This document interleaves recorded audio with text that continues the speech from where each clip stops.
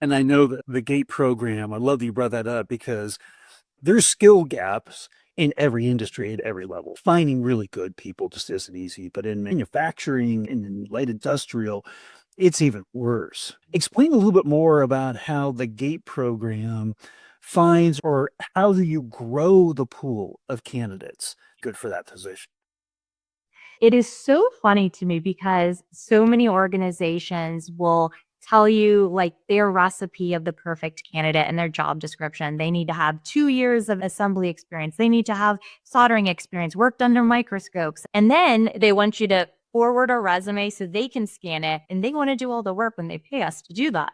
But in reality, what they're hiring us to do is to build a candidate pool and to really identify the key characteristics of a successful human being that would work well in their organization. So, what the GATE program allows us to do is assess individuals regardless of their experience. For example, and I will tell you, I was a very bad test subject and I would not do well at most of our clients. But for example, there's a manual dexterity test that I failed on. And it really assesses like defined motor skills that are so important and critical to many organizations. In fact, I've had meetings with several clients that say, I've automated this, I've got a robot for that.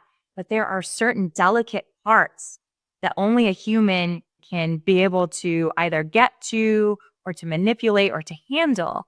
And that's why it's really important to assess manual dexterity.